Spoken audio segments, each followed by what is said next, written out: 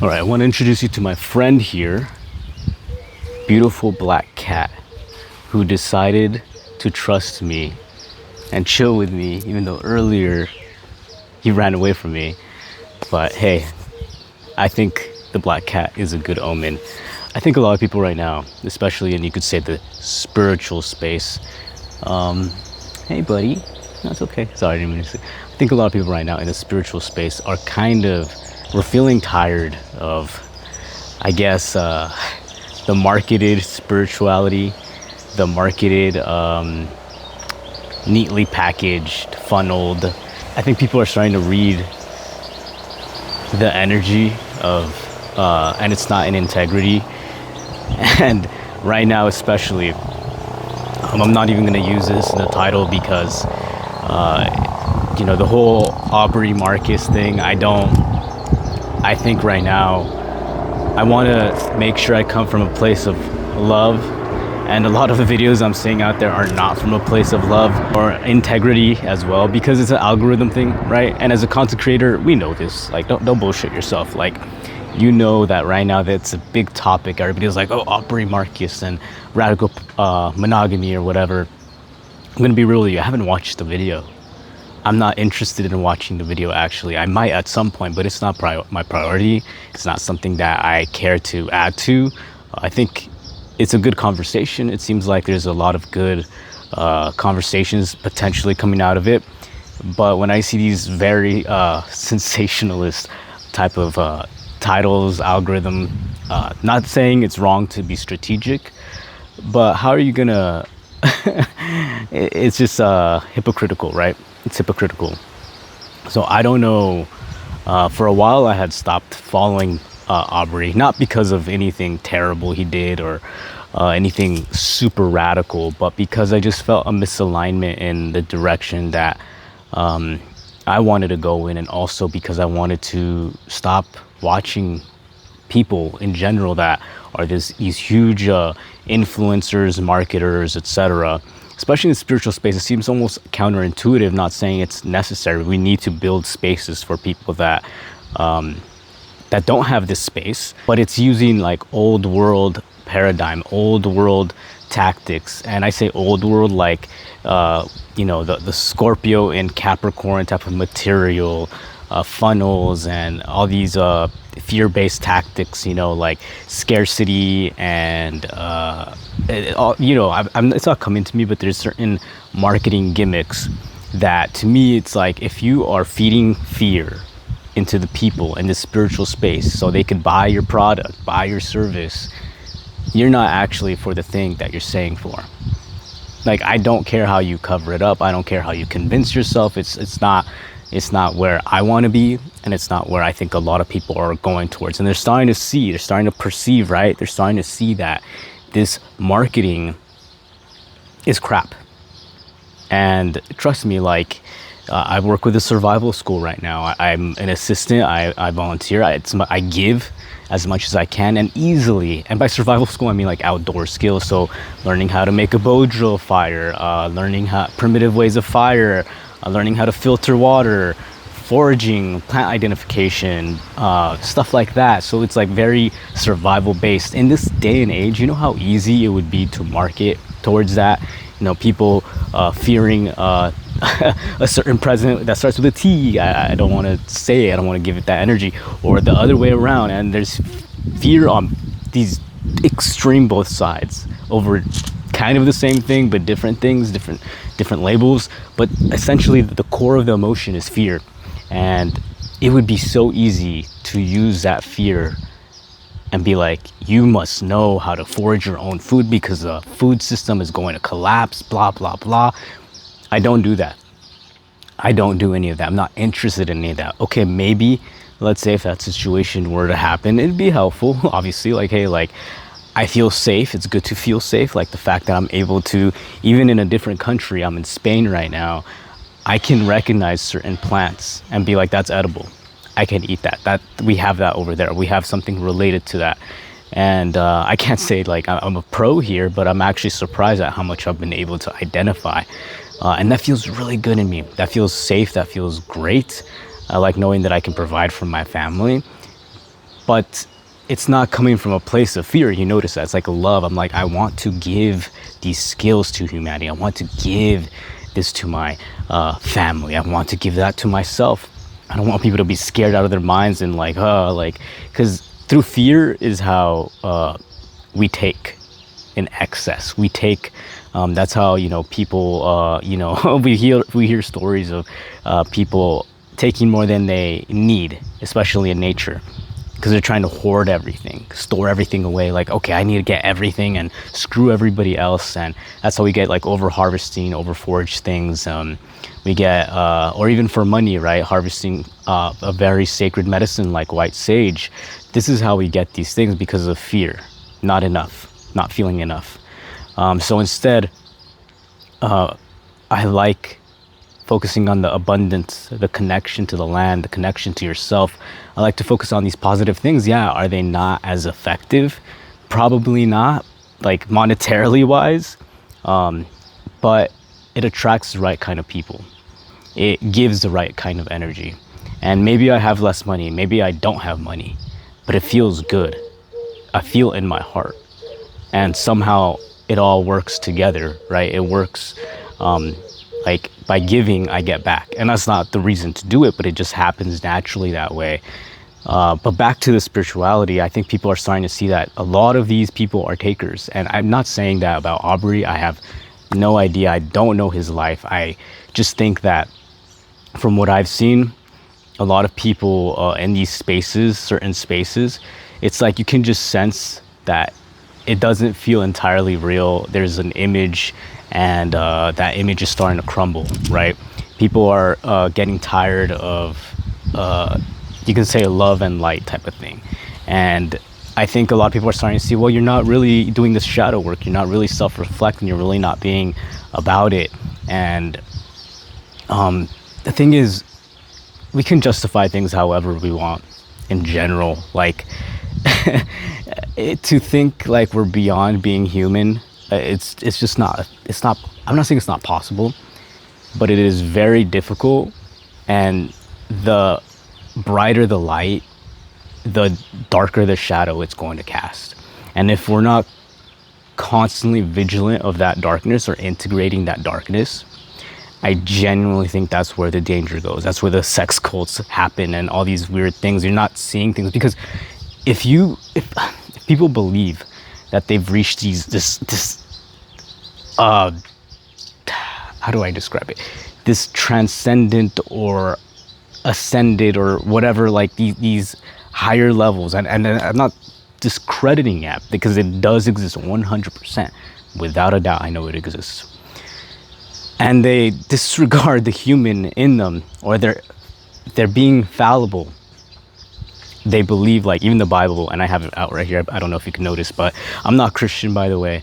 There's just certain parts of it that I contemplate on. But back to the topic, it's like, if you believe you are God, like if you believe you in the Bible, you are a sinner. Like, you are a sinner, and it's like I see it as a way to prevent yourself, seeing yourself like you're on a high horse, that you cannot do wrong. And that's just not it. Because even for me, when even doing my best to be in my heart space, I mess up all the time. I have blind spots everywhere. And at the same time, I'm like, don't be overly critical, don't be to myself, or don't judge yourself too harshly, and just keep feeding it that love, which is very difficult.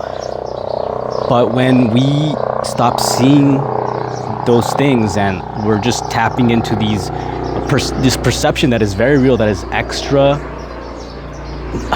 like, it's beyond the five senses, right? It's like direct downloads from a divine source, then we can almost justify anything, because now we're like, well, we are speaking for God, we are the representation of God, we are the channel for God, and that can be murky waters. And I can already hear the counter argument to that. Oh, well, you must do your own shadow work because you're projecting that onto them. Possibly it is possible, because I think even in myself, it's not that I don't trust myself or trust the source. It's just more like the awareness of like, well, I know this information. I know what I'm feeling and thinking. I'm going to trust it. But I'm also going to be aware that I am a human, that I'm filtering things. And sometimes that filter has gunk in it. Or sometimes it filters great. But it's the awareness and the humility to go to that level. Again, it's not that I don't trust, I don't believe. It's having the humility that perhaps self-reflection and awareness is necessary throughout that. Because in the human, without the divine, you could say, in the human, we can justify anything, everything. We create our perceptions and our realities. And that's where we have to be careful. And I've gotten lost in that several times. I've known this, and yet I've fallen and almost absorbed things that weren't really mine. For example, I went very deep into the masculine, very deep into these masculine spaces and learned what it was, and was in these communities. And there were certain aspects that I felt like poisoned my mind, that I felt brainwashed me, or felt like, because I felt, okay, these are the tools that I need. This is the reality I want to create. I want to be ambitious, and I want to be successful, and I want to create in this world. So I have to go deep into the masculine. So in that, I got lost. Those were the agreements that I had made with myself, right? And it's if you've read the is it the 5 agreements or the 4 agreements? Oh man, my brain is really not working today. The book by Don Miguel Ruiz talks about, we're living in a dream, right? And we're pretty much, the agreements, we have to be careful with the agreements we make, because that's what's going to reflect in our outer world. If we believe that we're going to be betrayed at all times, that is going to keep showing up, like genuinely. And that this is where I'm going to tie it. Like, when we make certain agreements, we see things a certain way, we can get stuck in that and believe this is the only way, or this is the reason that I'm justifying this behavior. And it could look in many ways. It'll be like, you'll feel a certain emotion, you'll act a certain way, and the mind will, depending on your agreements, depending on your condition, depending on what you have going on, is going to like mold itself around it. And sometimes it's not even related to that thing. For example, let's say you lost your wallet and you had everything, your money, your credit cards, your debit card, your cash, all these different things. Depending on your agreements, your conditioning, your beliefs, you can see it as like, oh man, like I lost my wallet because of bad karma. Like I did something really bad, therefore that must have happened to me. Or maybe, oh well, I lost the wallet because I didn't sleep well last night and I wasn't paying attention and I forgot it. Or for example, I lost my wallet because I'm supposed to learn how to let go of things, and therefore there's a lesson to learn there. You see, it's the same situation, but completely different perspectives. So the mind, our thoughts just made a story around it, made a story of that, how it felt, what we're gonna do, etc., etc. So this is how the human works, it operates. And that's why we have to be careful with what agreements we're making. And with this huge spiritual thing, honestly, like I've just been getting tired, very tired of, I suppose, not the Aubrey Marcus specifically, but that marketing stuff, that overly curated image. It's like an inflated spiritual ego. And trust me, I've had inflated spiritual ego. Like I've been there, not because I've been like the greatest, I'm actually like not even deep in it. It's just, I think I'm just tired of people completely like separating themselves from the rest of us, like humans. And not to say, you're not special, I'm not special. It's just, I don't know. I feel like we're just doing too much. Who knows? That's probably something I do have to look within myself, okay? Yeah, probably. But I am tired.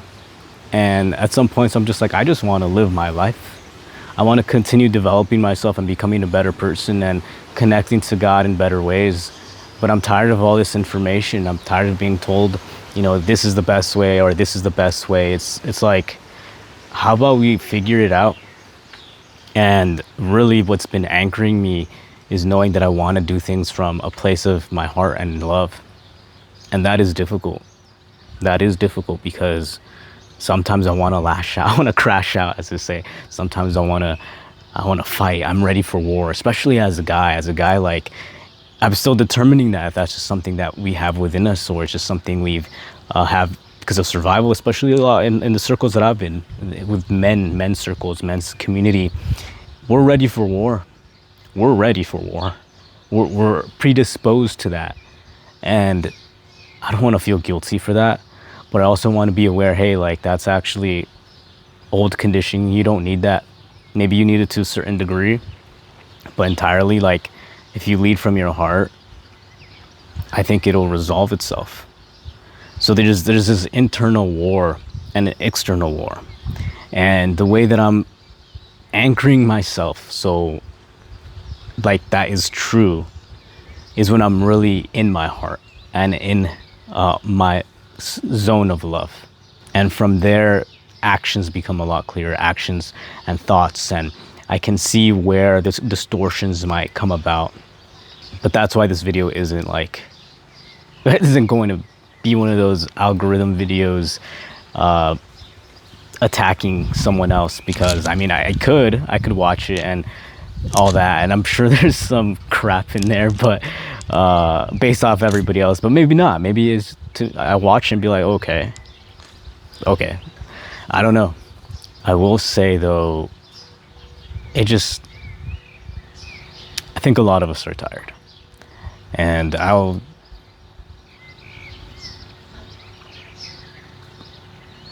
at the end of the day, I think humility goes a long way. Humility goes a long way, and trust me, sometimes I've had my ego like sky high, like, and I let it sometimes. I let it go. I let it do its thing. Sometimes I'm like, yeah, like, fuck yeah, I'm on top of this world. Like, hell yeah, like, I love Alexander the Great. Hell yeah, I like feeling like a fucking Roman emperor. You know, it's just, I don't know. It's just a drive sometimes. But then I let it go, and I'm like, it's really not all that. Tried it out. This always feels better. Anyway, so that's my part in this whole conversation piece. There's probably more to say, but, you know, there's a lot more I want to do here in Spain. And I'm curious to know what your thoughts on this whole situation is. If you agree with me, let me know. If there's anything, any part in there that you felt resonated with you, or if you disagree with me, like, go ahead and let me know. Hey, you're not seeing it from this angle, or hey, you haven't watched the video, so how the hell are you speaking about this? Fair enough. Maybe there's something I'm missing. Let me know. I'm gonna head out now, and I hope you have a wonderful day. I will catch you in the next video.